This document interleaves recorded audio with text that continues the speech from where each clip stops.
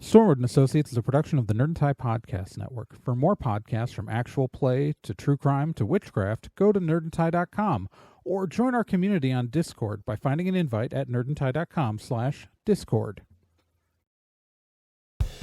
Over 100 episodes ago, the dumb GM Trae said, "Hey, let's run an actual play show," thinking their friends would stop them. They co-created Stormwood Associates with Gen, Nick, and Kyle. It succeeded? Then a bunch of stuff happened. Like dark wizards and going on the run and the Morris Halata and stuff and somehow after 130 something episodes we finished the campaign. That's a thing that happened. Holy cow, guys. Wow. All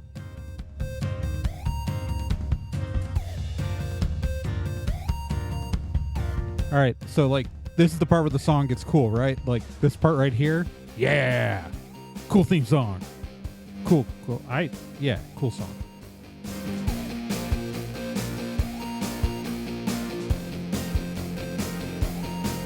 Stormwood and Associates stars Gen Proc as Raz Stormwood, Nick Izumi as Bill Carpathia, Kyle Johnson as Tristan Babbitt, and Trae Dorn as NK and Kel O'Reilly.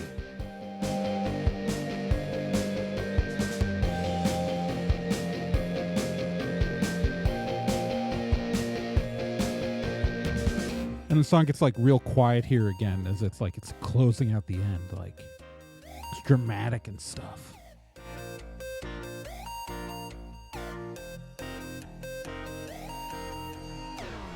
Of just let's look back on what the fuck just happened. Hey, Stormwood Associates listeners, we literally finished recording the finale 20 seconds ago. So you guys just finished a campaign. Yeah. We did. I don't know if I've ever finished a long-term campaign. This is going to air in probably November 2021. The episodes. I don't know when we're going to release this, but it's we've been playing these characters for a while, because we started we recorded for about a month or so before we started releasing episodes, because we banked a whole bunch first off. Because we first had even just the concept for this, what? January 2019. Yeah. January 2019 is when we decided that, I had the idea that I wanted to do an actual play show for a while, but everything about Stormwood came together in at EverCon 2019. We were talking about it, and then we started recording in February and March, and we started releasing episodes in April of 2019. So yeah, because April 19th, 2019 is when the first episode came out. So yeah, we've been doing the show for 2.5 years. Jeez. And so in case listeners are concerned, there will be a second campaign with all new characters set in the Stormwood and Associates universe. Yeah. So I guess multiverse, because we've got that whole other reality where yeah, we're freaking Gabos from. Yeah, there's a lot to there's a lot more universe to explore, but I'm happy with where we took these characters. Yeah. Mm-hmm. It's bittersweet to say goodbye, but it's all right. So we did one reaction episode a long time ago, back around episode 60-ish. I think it was Harmed, wasn't it? Yeah, right after Harmed, we got kicked out. Technically, the middle of the Harmed arc. Yeah, because episode between episodes 66 and 67. So that was almost at the halfway point. That was effectively the line-wise halfway point. We're in the 130s is how many episodes. I don't know exactly how well it's going to break down. It's probably going to be probably 136 episodes in the first campaign. Jeez. You don't realize how long it gets when you're actually just like playing it, and especially when you're like switching GMs, and it's like, okay, whose turn to like do a little campaign? And it's like, well, yeah, I remember who's when we got something made up. It's been a while since we switched GMs. Yeah. I'm looking forward to the second game. Well, it's just because as we came into the end game of this campaign. Yeah, and we really couldn't. Yeah, no, it's I had to do because for the housing, like we could have inserted a side story in there, but like it just would have been like we were building the story was building momentum. It would have been like unsatisfying if like after it would have been weird. Like I was even playing with like a follow-up Gary story, but especially when all I could think of were Gary stories, that would just kill momentum. It wouldn't be good. Well, and plus part of it was like, I'll be completely honest, I was starting to get really excited for campaign 2 so I could like stop being the main character. Yeah, because I think spoiler, I'm not going to be the main character in season 2. Yeah, season 2 is going to have a different Stormwood. And season 2 is, I believe that Kyle, you're playing the Stormwood in season 2. We're not going to talk about our season 2 characters yet, because we're going to do what we're going to do is we're going to do an episode 0 for campaign 2, where we just sit down and talk about who our characters are going to be beforehand, and that's what we'll do. Like we'll do another episode like this before campaign 2 starts releasing, so you guys get to know who the characters are before we start throwing them at the wall. Just as we casually talk about them, then that's kind of my idea. God, I was looking at this like the last time someone other than me GM'd, it was episode 115 back in July. That's when Kyle ran the whole thing with the spell fighters. Because after that we had the last piece of the Tri-Stone. And then where we went to the desert town, and then after that there was stopping Hollowell from building a new Stone of Rebirth with the 2 Domino 2 effect storyline. And then after that, we went to Halcyon. I just realized that purple worm never showed up. Like she hasn't found them yet. Yeah. No, not yet. That's fine. It's a snake. They'll be ready. A snake. It got me confused because I was like, that was a snake that's still coming through slowly but surely. I'm confused. I forgot. No, I also remembered it being a worm. No, it's because giant worm things tend to attack you in abandoned towns. It's just a thing. Dune just came out. Worms are on the brain right now. Yeah, no, that one was a snake.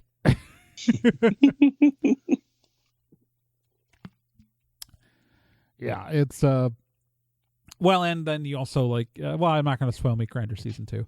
No. But so I've been GMing since July.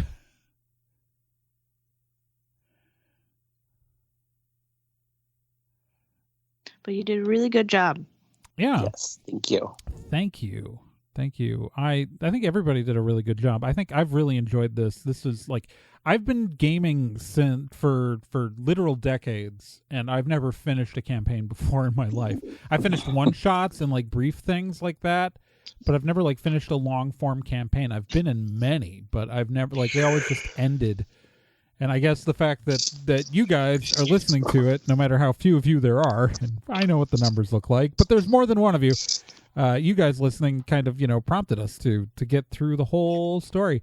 And I want to point out I'm very proud of myself for coming up with this whole goddamn thing ahead of time. Yeah. Many changes happened along the way. But all the key moments are we're actually like went to plan. Good. Like, you guys fucked my shit up on like Bill to die. I really thought things weren't going to end well for him today. You guys were like, first off, like you guys got so lucky in that final battle with Hollowell that he got an initiative of 9. I rolled a 1 on Hollowell's initiative. Jeez. So, like, the fact that, like, everybody except NK, because NK also got a 9, but she's not the main villain, so she goes after Hollowell in the order.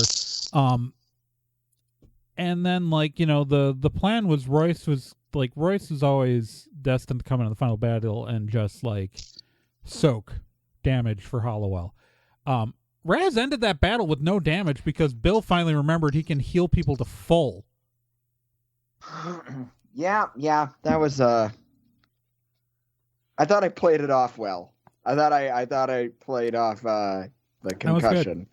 Like, there's so many things. Like, originally my plan was that like, the only real major thing I changed from my original plan was Kel being separated completely from Hollowell. Because my original plan was that the way Raz was going to have to defeat Hollowell was Kel taking over from the inside and stopping Hollowell's hand, giving Raz the opportunity to kill him. And it was going to be this big dramatic moment of having to kill her brother. And but I got, like, we were like maybe 30 episodes in, and I was like, Gen is going to murder me in my sleep if I do this, because I got so mad over so many points of this campaign. Because, like, but also, like, the relationship between Raz and Kel had gotten so much closer than what I originally intended, because, like, like their kind of backstory just, like, ended up merging so much closer, like, that I was just like, narratively, it would be amazing, but it also means that, like, the moment Hollowell's driving, that Kel can't be in the story at all. And also, Gen would murder me. And so I modified the story in that and kind of drew things in another direction. The other time you guys fucked my shit up is when Pat died. Yeah. Because Barrow was supposed to die in that fight, and then Pat would die where Barrow died, and so I had to flip-flop those NPCs. But making Gen mad is just sort of apparently what I do. I make Gen mad a lot. Yeah. I mean, most recently with fucking Gabo.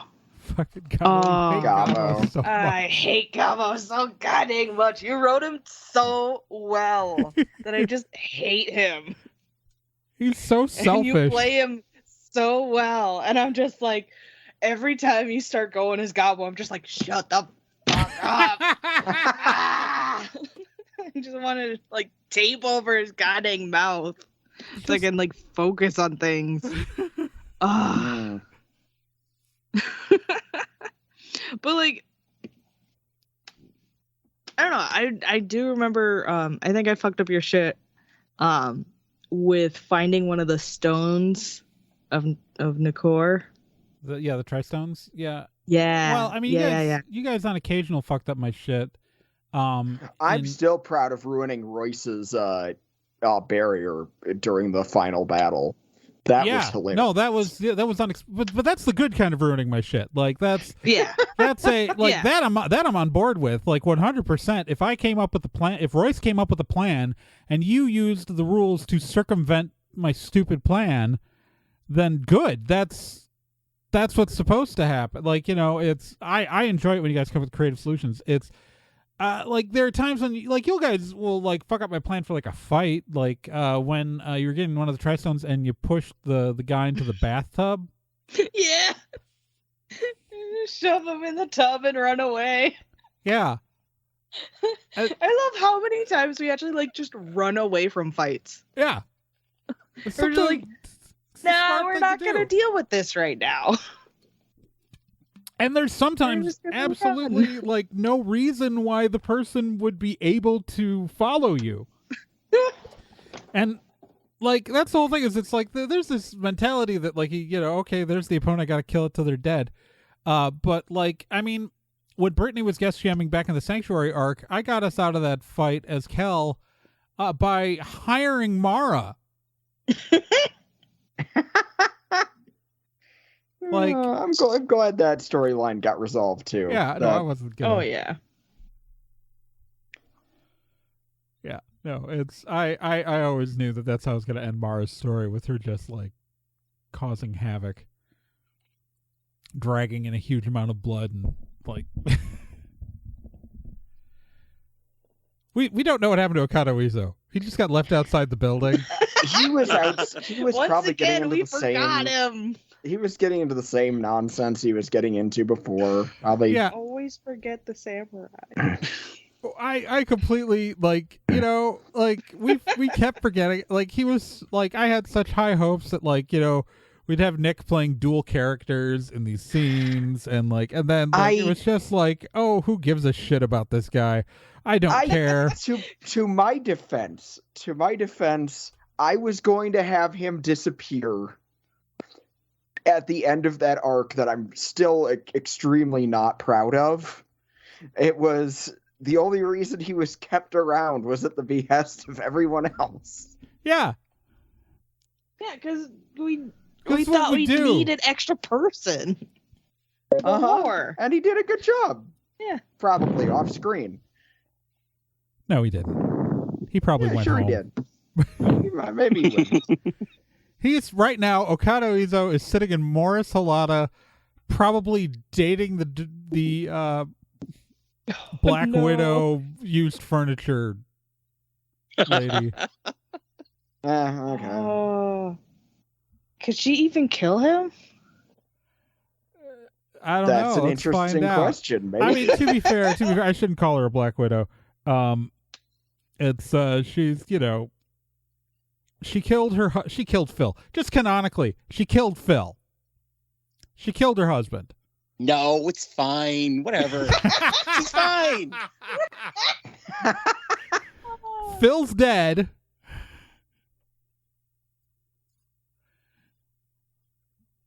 She buried him at the dump.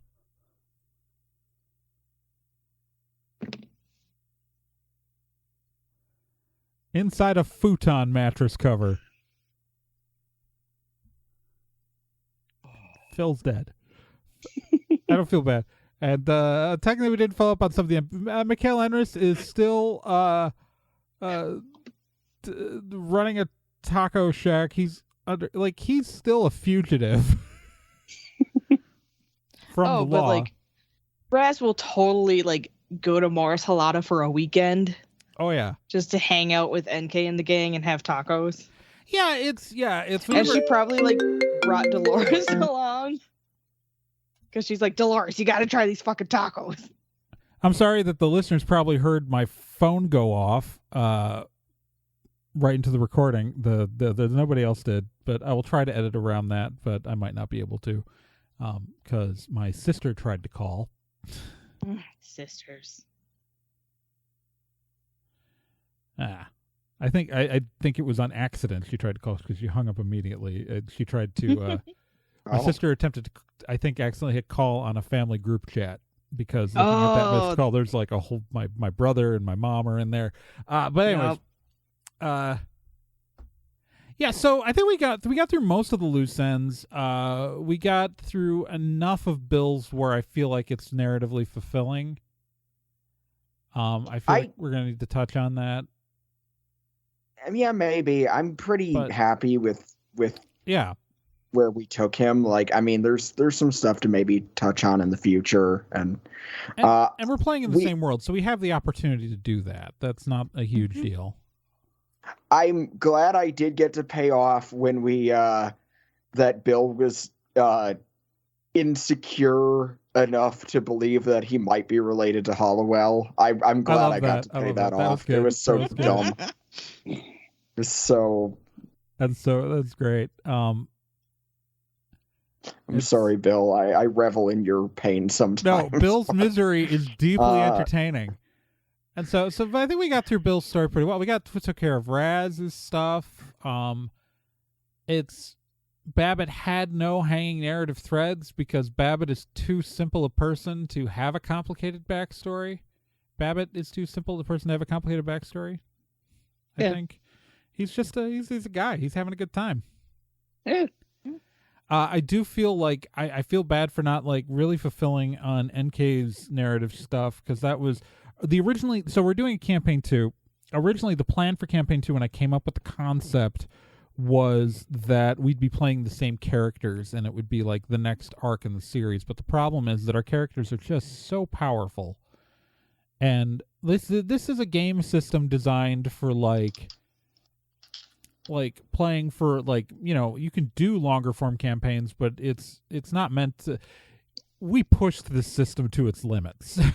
Mm-hmm. To the point where I am making. You wanted this thing play tested. We play tested the fuck out of it. So, which that we are introducing in campaign 2, what I'm referring to as advanced combat rules, which are not in the official guidebook.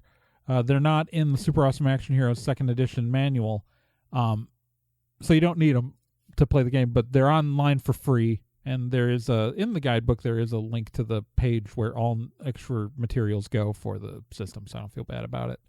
But we're using the advanced combat rules, which is going to introduce in campaign 2. We're going to be introducing critical successes and critical failures. Nice. On dice rolls and fall damage. So like Royce getting shoved out a window, besides the sweep move damage, would also do actual damage just from the fall. Although in this system, for regular characters who aren't fodder, less than a 3-story fall isn't going to do additional damage. It's still a ridiculous system. Don't worry. Our characters will still be able to do ridiculously stupid things. But yeah, so we're going to be introducing some nice mechanics because it's so campaign 2. So NK stuff was never supposed to pay off in campaign 1. Like it was always intended to pay off in campaign 2. So like that's why I have ideas for how to deal with it, but I think that really the end of her story is just going to be her accepting the world she lives in. So I was just like, I can give her a happy ending right now. That's fine.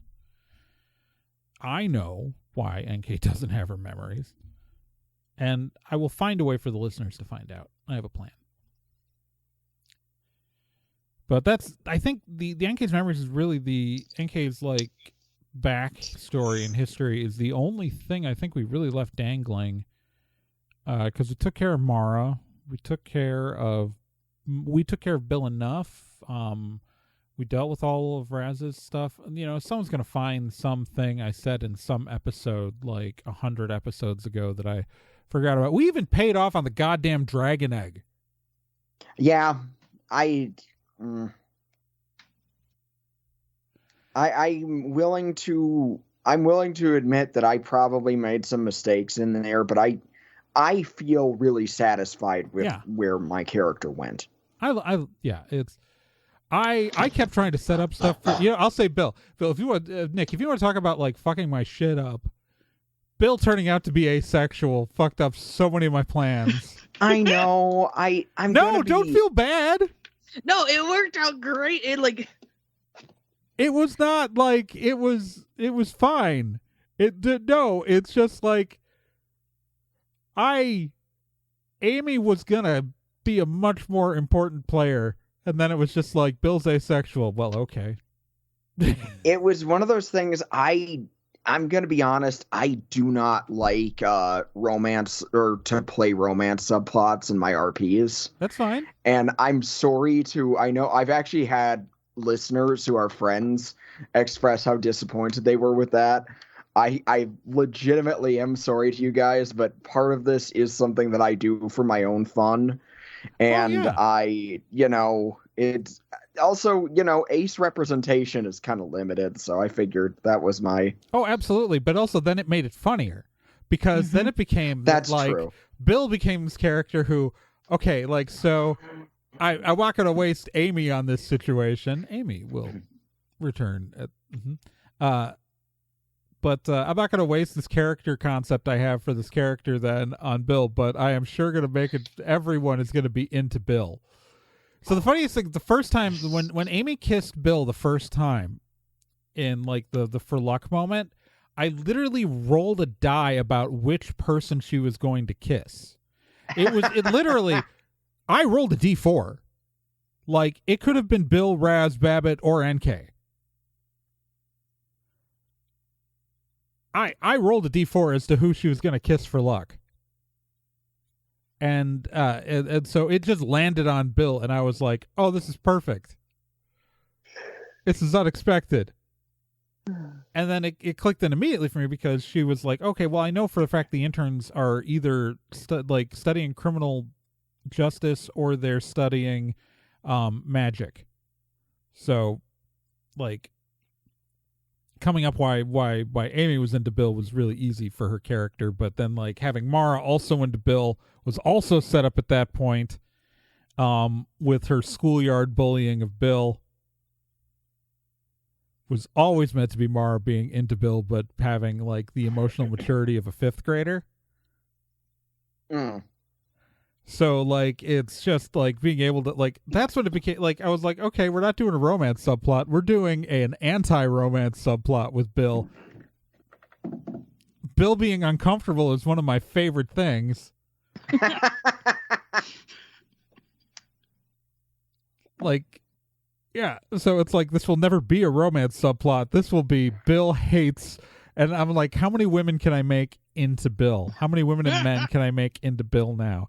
Because there's nothing funnier to me. Like, I wrote this comic unconventional for a very long time, where there was the character Ruth, who was an asexual demi-romantic character, who and like very much on the spectrum, but the joke was that everybody was into her, and that was loosely based on a real person I knew who's not asexual but very particular about who she's into, and she has like had, you know, like happy relationships, but there was this thing where like every guy I knew at some point tried to ask her out, literally all of them. Every single one.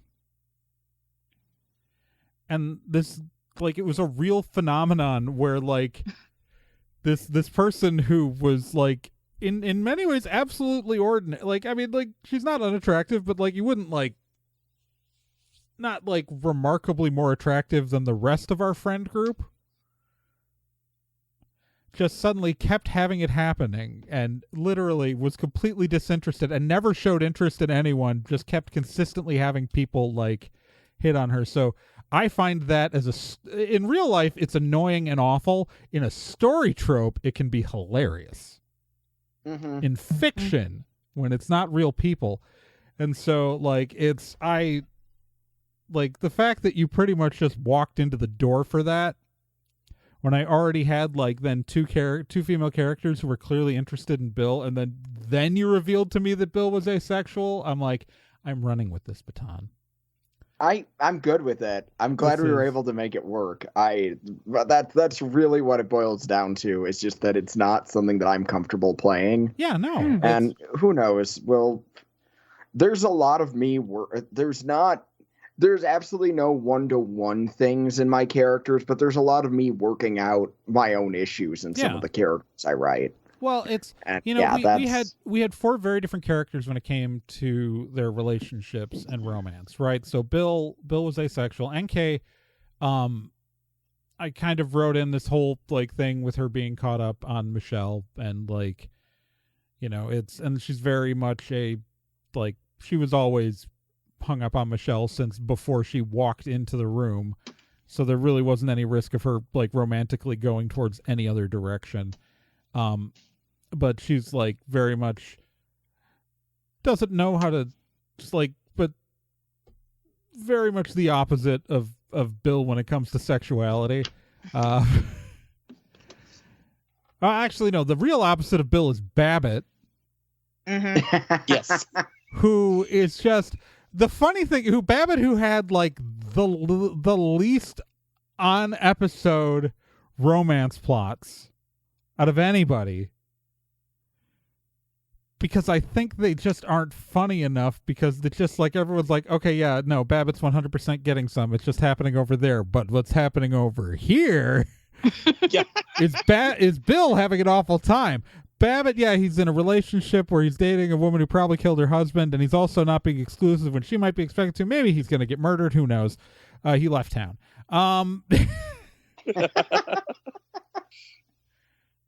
Like, you know,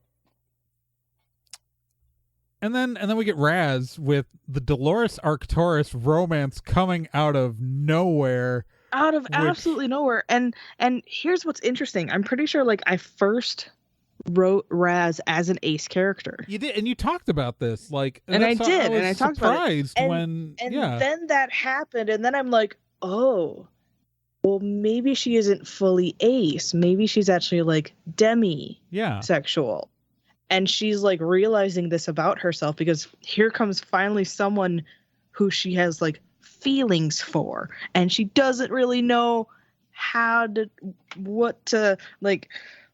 That's why she's like so awkward around Dolores. Like usually she's like really suave and like, good with people and like whoop-de-doo, but like with Dolores she's just like flubber-mouthed and like whatever, because she doesn't like, this is the first time she's felt this way. And Dolores, so she doesn't know what to do, and she just acts on impulse. And Dolores was meant to be this like type A sociopath who was never supposed to appear again after like originally. Like I remapped one of the stories to bring her back just because of that interaction. Like, you know, where I put one of the Tri-Stones in her family's house just to have an excuse to bring her back because of that interaction with Raz.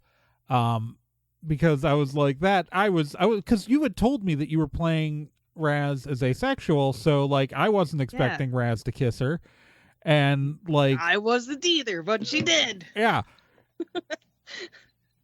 and they let me play with that, and obviously like she's softened way more in her interactions with Raz. So like by the time we get to the finale, like the final arc, she's just like clearly all in for Raz.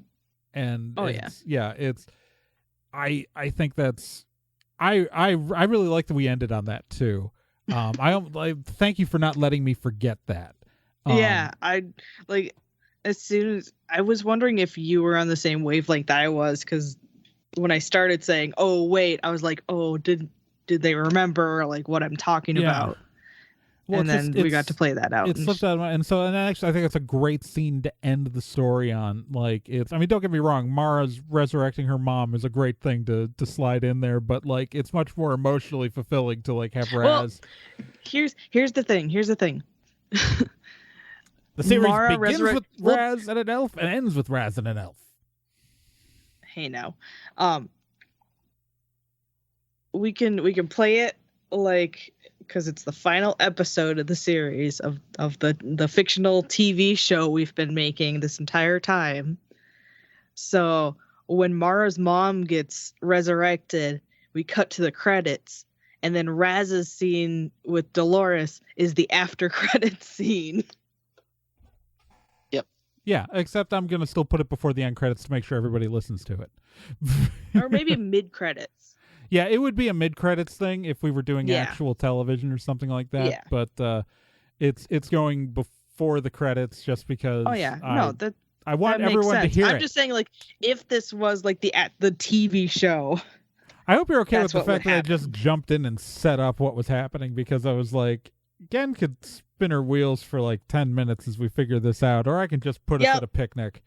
Yeah, it's like me trying to figure out how to do a sweet move. I was also thinking. I was thinking about it from the point of view though of just Raz and Dolores, because like, well, because like, I was thinking like they're probably going out on their first date, and I'm just like, because I was just gonna spit out like, oh, Raz is like waiting for her at a coffee shop, blah blah blah blah blah. But then you brought out picnic, and I was just like, okay, yeah, sure. You know, well, I was thinking of it along the lines of, this is my thought, is that like, I was thinking of it as Raz and Dolores about who's going to actually like make decisions and have very clear ideas about what she wants her first date with this person to be like. Mm-hmm. Like Dolores had picked the spot. She brought the basket. She knew what she was going to wear. She had a whole mental picture about that encounter before. The thing about their relationship is, like, you were saying Dolores is type A. I'm pretty sure Raz, because it's made by me, is a type B. Yeah. So, like, laid back, can go with the flow, let Dolores plan all the things. That's totally cool. Yeah, I'm realizing, I'm realizing, and this is probably unhealthy, that there are a lot of similarities in personality between Dolores and Kel.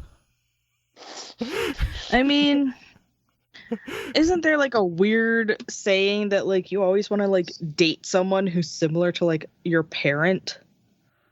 Yeah. I've heard that.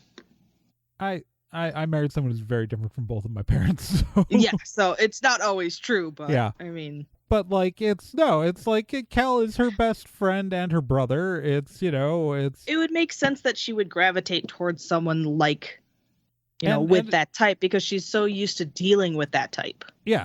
And it's actually why it's like it's kind of also, like probably a lot of Raz's professional career happened because of her brother kind of pushing. And he didn't have the Stormwood name on him, and she did, so he didn't feel the pressure to actually be the one out in front of it. So I think that probably drove a lot of, like, just based on the way you played Raz for over 130 episodes. Right. I get the feeling that, and so I think that is probably exactly how that relationship is going to end up managing too. I think really the scenes that I would love to watch with and not have to perform is the once the relationship gets serious and Dolores and Kel have to start spending time together. Yeah. And when they disagree on how something should be. I think those times are when just like, I think early on Raz would have tried to like butt in and like calm them down, and then like when it doesn't work, she just like heads to the garage and like works on her bike. Dolores starts like Dolores threatens to unplug Kel, like, and he'll point out that his stone is technically in New York now or something. And then she'll start like booking a plane ticket in front of him on her phone. Yeah. And then he'll turn the Wi-Fi off. Like it's and that's it's that's an interaction that people can just imagine, because I like to think that Raz and Dolores are endgame because they're too fucking weird not to be. Yeah. I like it. And then like 6 years later, that snake makes it to the office.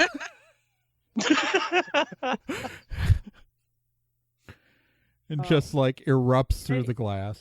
Well, can I put an idea in? Actually, would it? Because I think it was tracking the Tri-Stone one. Maybe it was like it would. In any case, in the next season, you could put out like a random like news bulletin about a giant snake showing up in Calisorda. Yeah. Yeah, we and our characters will all just be like, "Huh, weird." Moving on. Yeah. No, it's there are many things we could do. But yeah, no, that snake will. I don't know. If the problem is if it was tracking where the Tri-Stone went and not where Raz went, because originally those were the same place, but it would have gone to Halcyon, where Gabo currently is. I remember it saying that it knows where Raz lives. Oh no, it knows where Raz. Right. Yeah. Because it was in our heads, right? Yeah, but it might go to Morris, so it might be NK's problem. Well, they can handle it. They're gonna just tear it up with cars. Yeah, I was gonna say, like, handle it. I just imagine Turk Domino driving a Dodge Charger down the mouth of a giant snake. Yeah, love it. He can handle it. I'm sorry, he drives a Challenger. He drives a Challenger, not a Charger. Wrong Vin Diesel. Because I mean, I guess the new ones, he also drives a Charger. No, the wrong Vin Diesel is the animated one. There's an animated Fast and Furious, and like I forgot about cameos that. in it, and it's terrifying. I think Vin Diesel directed that, or no? Well, maybe he directed the other. No, he directed the other short films that had the two guys who are in Fast 4. No, this one is like a bunch of kids. It's like a kids show. Oh dear. Yeah, it's starring his nephew. Dom Toretto's nephew. Yeah. So Brian. No, a different nephew. No, wait, no. Brian's the name of his son. What's the name of Brian's kids? Because Brian and Mia have a couple of kids. I think these ones are completely made up. Maybe it's what's his face's kid, the wrestler man. The Toretto family is a complicated mess. Yeah, so I think they just like shoehorned in this random nephew and built a show around him and his friends. Tyler Posey as Tony Toretto. Oh man, I love Tyler Posey. I hope they make that Teen Wolf movie. Yeah.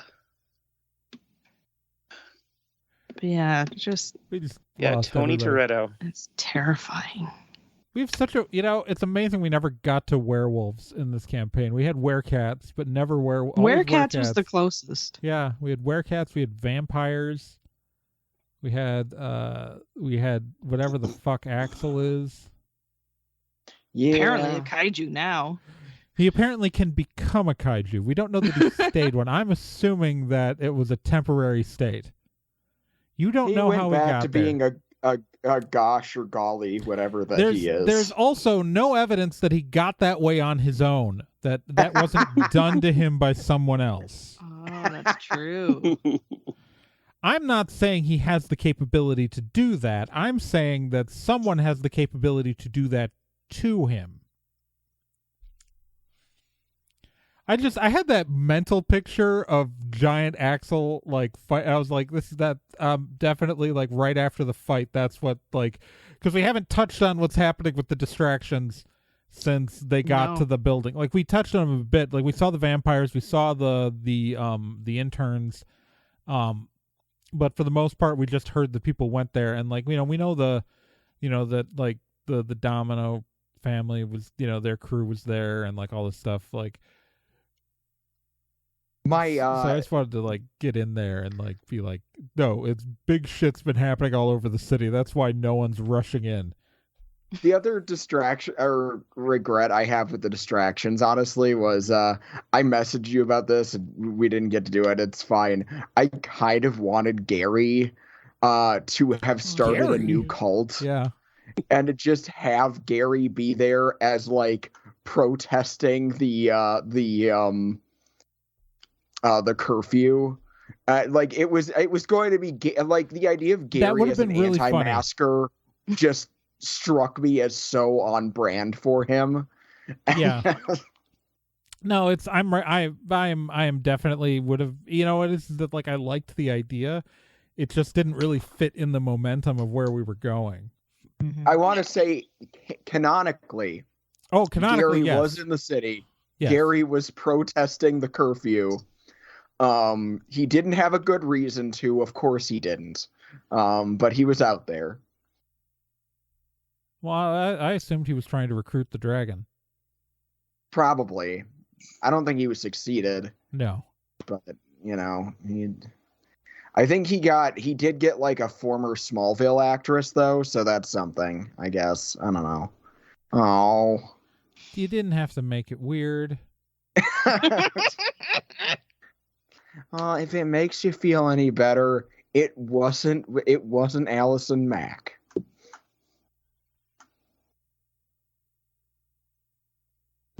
Yeah, but all the other actresses I can think of from there went on to do other stuff. Not Annette O'Toole's on Virgin River. Kristen Cruick has that lawyer show. And she was in the bad Earthsea movie. Yeah, we don't talk about that. The actress who played Lois Lane has she's been recurring on Supergirl actually, and I know she's done other. She had that Raising Hope show with Michael Shanks. Not Raising Hope, Saving Hope. Raising Hope was a different show. Saving Hope show where she was a doctor. So like literally like I think Allison Mack is the only significant actress from that show who didn't really go anywhere. So I guess that, yeah, we don't need to talk about weird cult stuff. Anyways, a Gary cameo would have been fun. I will admit it. I love Gary. He's the worst person that I've created, and I love him so much. You know why I'm looking forward to campaign 2 is that I look forward to playing again because I've just been GMing for months and months. It's just been me because we've been going for the end game of the story. I'm like, okay, so I get to GM the setup and the initial like arc, maybe the second arc, but then other people get to be in charge for a little bit. Yeah. I'm so looking forward to that. And we get to be in a city and do city things again. Because I had a really good idea, but then we got kicked out of the city. And I was like, dang it, I can't do that. Well, I'm not going to... Because it wouldn't make sense. I'm not going to spoil anything about Campaign 2, but I will say that the environment, our team will be much more mobile in their locations. Ooh. So, they will, there will be opportunities for that kind of story. There will be opportunities for very different stories from that. I'm not going to talk about it. Because we'll talk more about that in the next special where we introduce our characters for Campaign 2, and I will explain the basic setup in that episode to the players. It's exciting. I just find it interesting that our next setting is a place I've actually been to. It's where I lived as a kid. It's where a lot of my family lives. It's the whole thing. I think most of us have been there once. My brother lives there right now.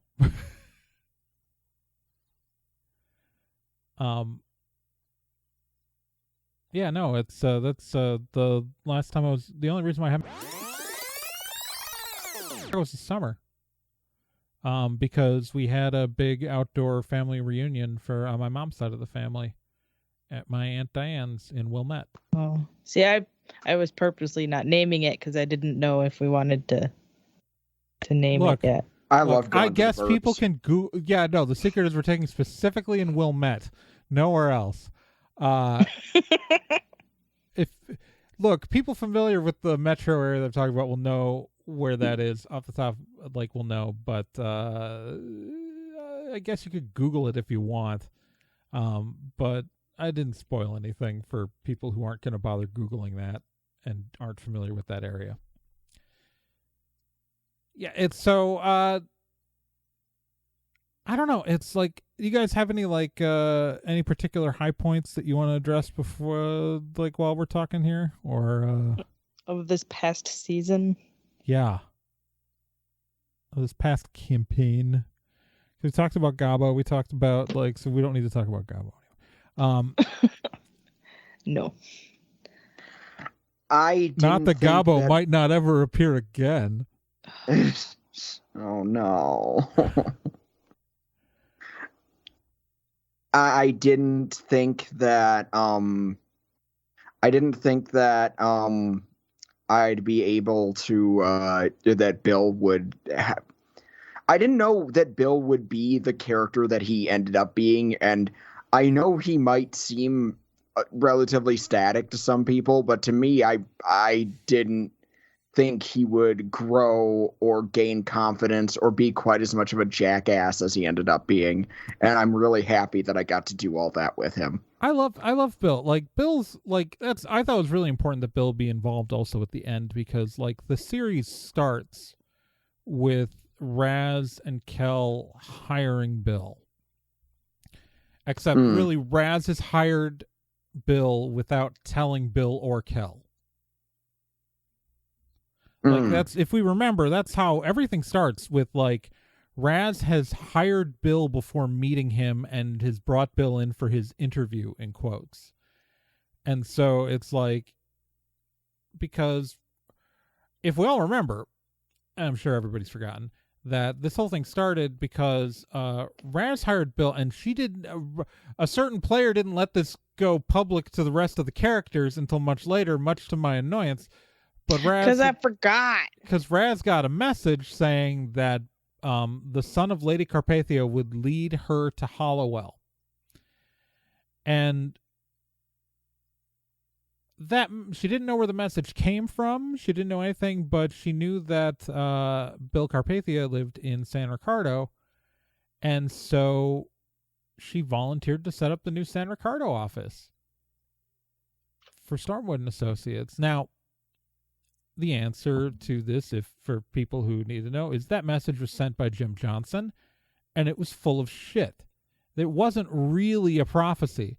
It was a fake prophecy just to get them out to the West Coast, because there is a particularly strong ward across the entire length of North America saying that her dad is, your dad's name is Robert, right? Correct. Yeah, Robert Stormwood can't cross the Mississippi. He can't go west of the Mississippi. And I guess there's just like a straight line north of Lake Itasca in, through Canada, okay? So Robert Stormwood can't go to the like most of the western side of the continent.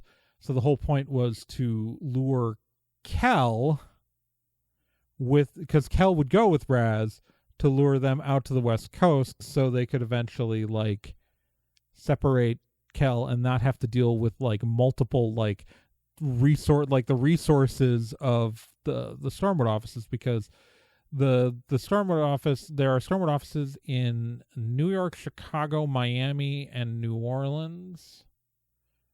But there's nothing west of there in the United States anymore. Historically, there was. I have a whole lore. There's so much lore for Stormwood, and there are tons of international offices. But there were none out in Calisorda, and there were none in the surrounding states, and so the whole idea was to lure them out there and to cut them off from Stormwood resources. That was the plan. But Raz didn't tell anyone that, so I eventually reminded Gen. Because Gen has a really bad memory. But so like the whole narrative of the story starts with recruiting Bill for that reason. And so for Bill to be like, I was really happy with the end with Hollowell, where when killing Hollowell, the two of you were holding onto the staff together. Yeah, that was very exciting. Yeah. And Cal. Yeah, and Cal. Like so the story begins with Kel, Raz, and Bill, and ends with Kel, Raz, and Bill, with Babbitt kind of hanging out. I'm glad Babbitt was there, though. I'm glad Babbitt. Well, to be fair. Oh my gosh! We mentioned this in the last. Single-handedly taking out all the guards. Yeah, I know, it was great. It's and we got to take care of that action economy. We mentioned this in the last like behind the scenes episode, but Kyle was originally supposed to be a guest on the first arc. Like, so my plan, like, so, but he was just so fit in so well that it was just like, no, we're keeping Kyle after these first 5 episodes. No, it's Kyle's on the team.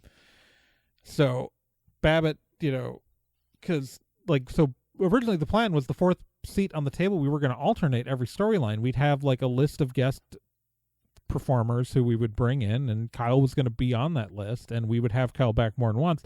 But then Kyle's performance was just so good in that first arc, it was just like, no, this is too good of a chemistry, and this fits in too well. We are not replacing him with anybody else.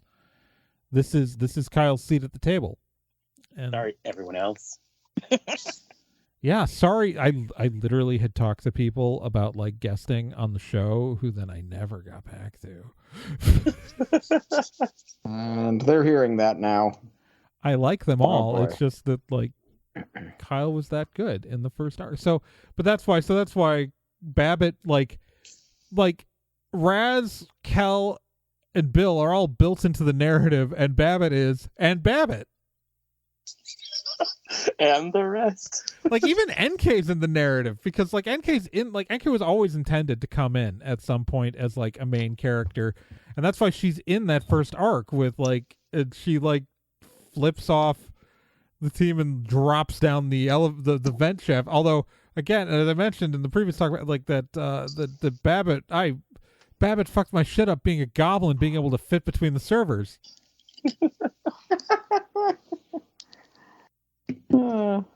But so NK was in that first arc too immediately. So it's like everything was narratively tied in, and here's just this the himbo thief raised by two moms, bisexual, promiscuous person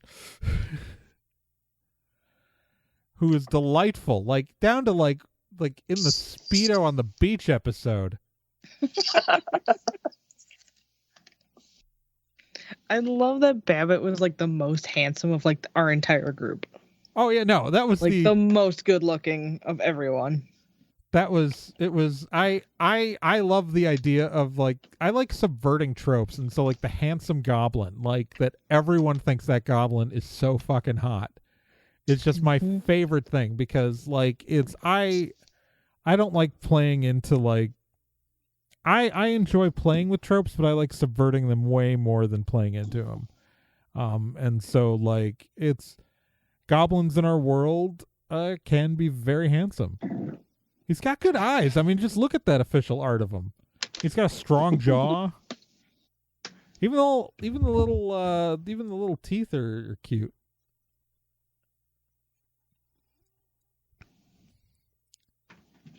And I based that official character art off of a drawing that Kyle gave me, and then I spiced it up. So it's yeah, it's. So do you guys have anything else we want to talk about the campaign one before we wrap this up? Thanks for listening. Yeah. Thank you so much. I also want to thank Brittany who guested on the Forgotten arc and then guest GM'd for an arc. I really would like to have her back for campaign 2 for like some sort of arc. I think that would be great. Agreed. It's honestly, that was really fun. Honestly, like we just got to the point, like I thought about trying to bring her back in like the last year, but like we were on such momentum to the end of the story that it just would have like it was so hard to not like, I didn't want to like derail the story momentum, because like, again, it's the whole reason why it's like, again, I've been GMing straight since July. You know, on a show where we in theory rotate, like it's just we were headed to Endgame, but with a lowercase e, not the Marvel movie. Yes, post-credit scene. Half of the Stormwood cast gets snapped. And Babbitt ends up trapped in the quantum realm. Yeah, no, it's I enjoyed this a lot. So I'd it's like, really good. Just gonna make something, but yeah. It's so okay. All right. So with that, as I talk over Eric, yeah, sorry. All right. So with that, I think unless anyone else has anything else they want to bring up. I want to celebrate everyone for DMing good, even though DMing, same difference. My dungeon was in the desert and it had ghosts. Yeah, another ghost town. No snakes or worms. No, wait, there was snakes. The guy threw snakes. There were snakes. There were snakes. Yeah, there were snakes. It makes Fucking snakes and worms in abandoned towns. I'm still in a dream, snake eater. How many times did we just do that? 3 times, or did we more than that? I think it was just 3 times. So there's recurring themes. There's I mean, not counting just times we went to small towns where things were messed up, like the Sangreal. So the missing piece, we did that. We did that with the Dead Cliff thing. And obviously we did that in the town of Phoebe.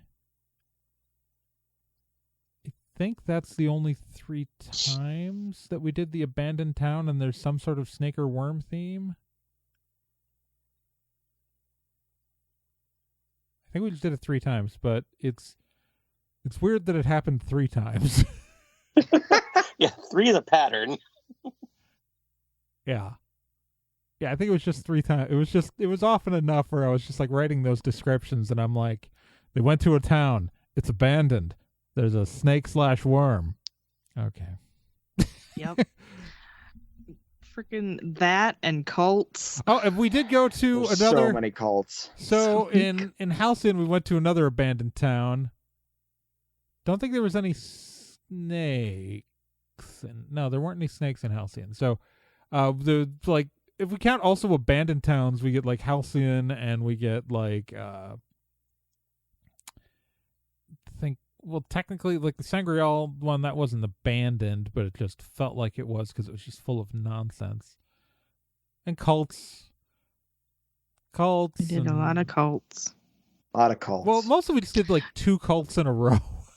Yeah, that was a lot. It felt like a lot of cults, though. And then, like, the Church of Sanctuary is also kind of a cult. And yeah, like it's the Church of Sanctuary is like dresses up in the Catholic aesthetic, but has nothing to do with the Christian Church, which canonically exists in our universe. Also, they welcomed Axel in. Yeah, and didn't call him Satan or well, demonic or to go away, which he's not used to. Yeah, I promise you, those are things he normally hears. Because the Church of Sanctuary is like all of this like Catholic aesthetic, but they're not the Catholic Church. We have a Catholic Church. The Stormwoods are canonically Catholic.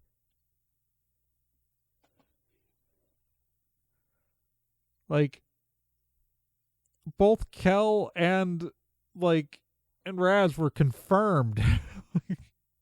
Mm-hmm. And Kel actually went to church. Yeah. No, it's so it's actually I kind of love the Church of Sanctuary for that, but it means they're kind of a cult. Which means our team got hired by a successful cult. Uh-huh. And then we gave them Axel. So they're either better or worse off. But no, I just wanted to give a shout out to all the GMs that are not Trae, because we already know Trae did a fantastic job GMing.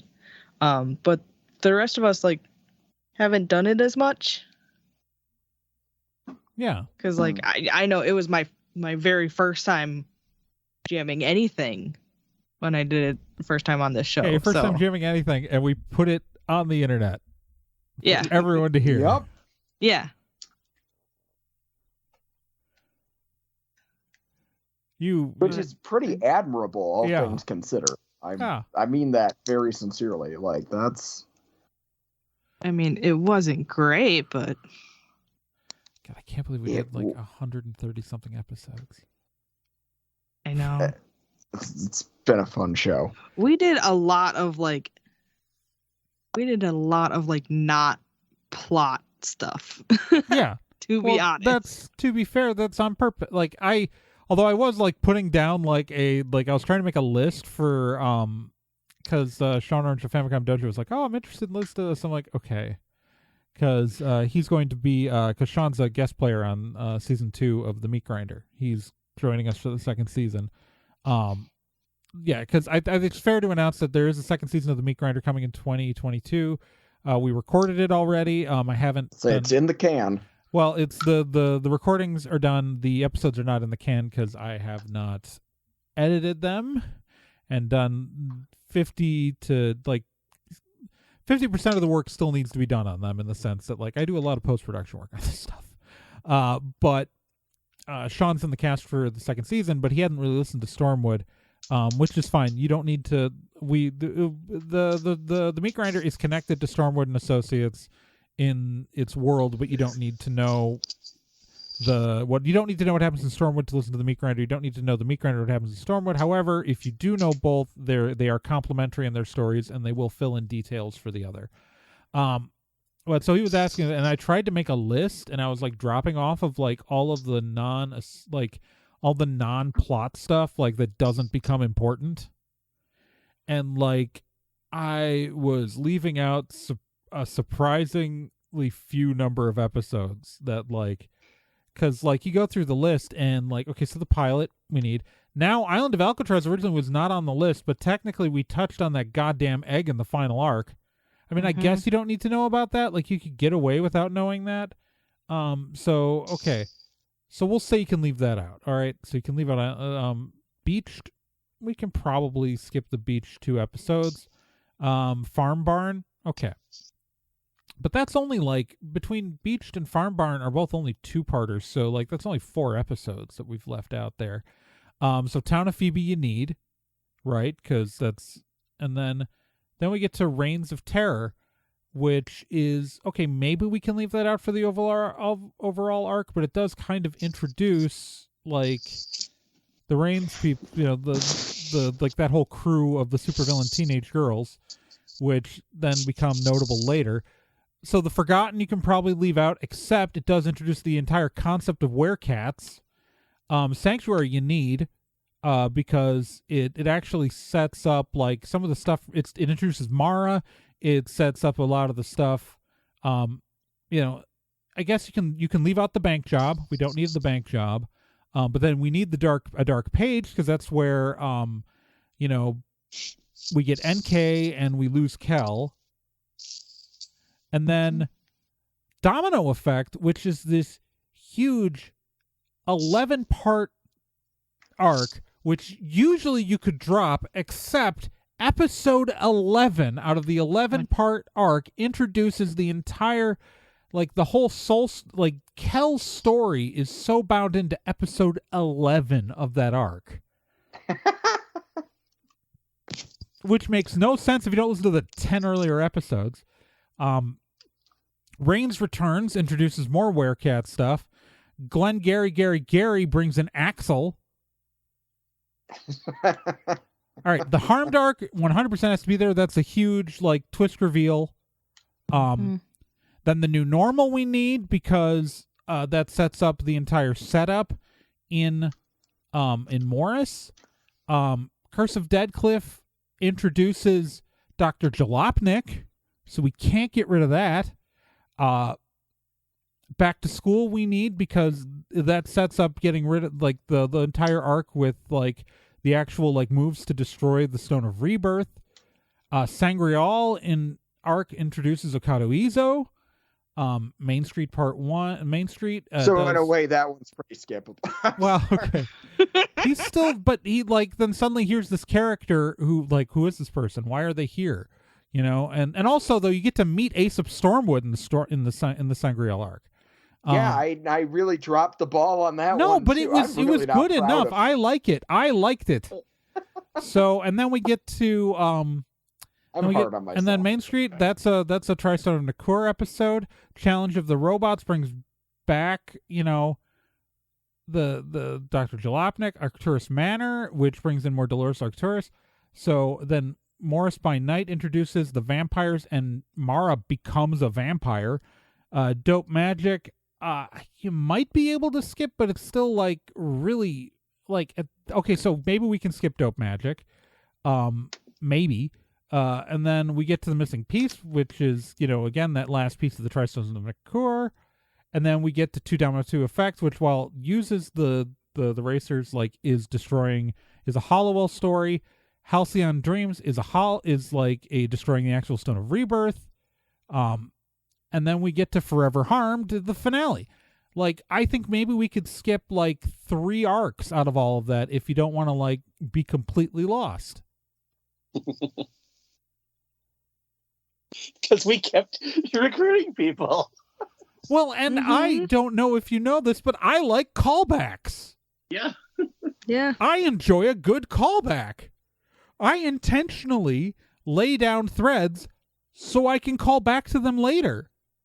I mean, to be fair, the Halcyon stuff is a callback to the Meat Grinder. You don't need to listen to the Meat Grinder to understand it, but, like, there are, like, I'm going to say the Halcyon arc is not the first time you meet Gabo. If you listen to the Meat Grinder, you will find out where Gabo came from. And that entire army came from. Like, that is the Meat Grinder season 1. Like, if you want the backstory about the incident in Halcyon, it's the Meat Grinder. But, like, and that's the Tri-Stone of Nikur. Not the Tri-Stone of Nikur. The Stone of Trankura. I gave these things stupid names. Look, sometimes you're like, man, I need to name this magical item. So Stone of Trankura is just a completely original thing. Tri-Stones of Nikur, so I spell it differently, but Nikur is like the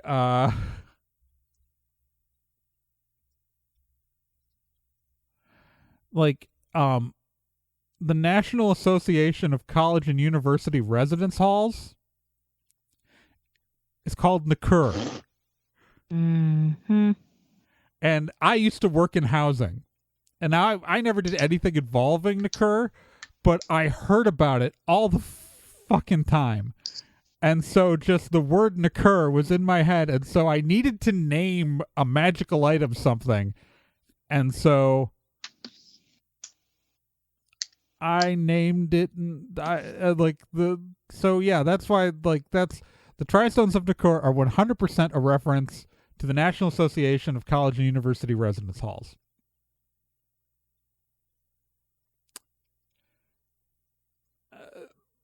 Because I'm dumb. I mean, I could have called it Glucker, the one for the Great Lakes, but I worked in housing when I was in when I went to UW Eau Claire. Okay,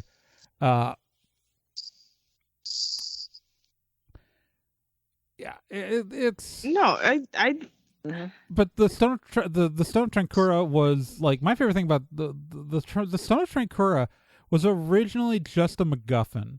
It was just a thing to get you, like, an excuse. And then I was like, oh, I can bind, like, all the other stuff that was supposed to happen with it was stuff that was supposed to happen, but, like, being able to, like, link this one magical item to the Meat Grinder Season 1 plot and to Hollowell using it with the staff, like, and then Hollowell using it with the staff, and then, like, yeah, all, like, him using it in the finale, like, all this stuff, like, that was, like, being able to use a single magical item for that was just, like, it was originally just a MacGuffin. I made up a word. I needed a magical item for the Stone of Trankura, and the dumb bit where you hear in your head, Trankura, is 100% I created for the Meat Grinder, because I was like, how would you know what this stupid thing was called? Like, I want this to be a callback to the Stone of Nikur, the Stone of Trankura. God, I'm doing this to myself. The Stone of Trankura. I wanted to make it a callback to it, but none of the characters in the Meat Grinder would know what the fuck this random rock is called. This magic item. And so I was like, oh, it just says it in your head. It got the name because it says the stupid word.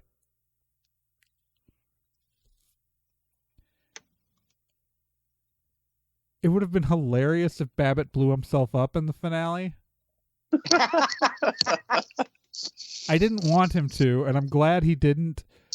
But it would have been narratively complicated because you guys were like, that was actually, I don't know if you guys realize how close that fight was.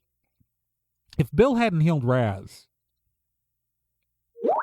I could have taken y'all out in a turn.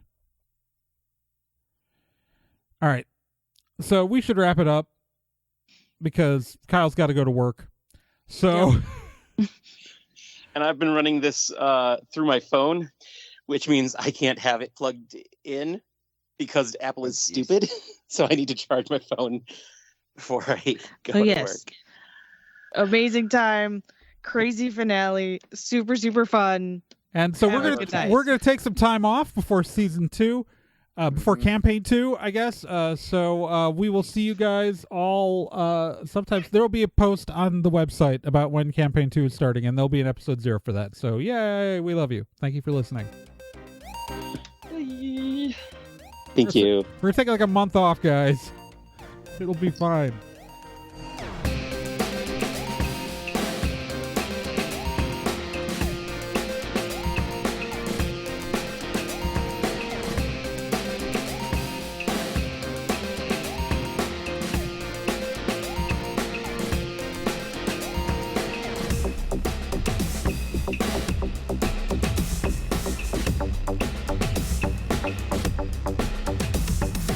Stormwood Associates is a production of Nerd and Tie. You can find more information at nerdandtie.com/Stormwood. You can also find us on social media at Nerd and Tie on Twitter, nerdandtie.tumblr.com, and facebook.com/nerdandtie. This podcast can be subscribed to on anywhere that major podcasts are found: iTunes, Spotify, Stitcher, Podbean, and quite a few other places, and anywhere that takes an RSS feed as well.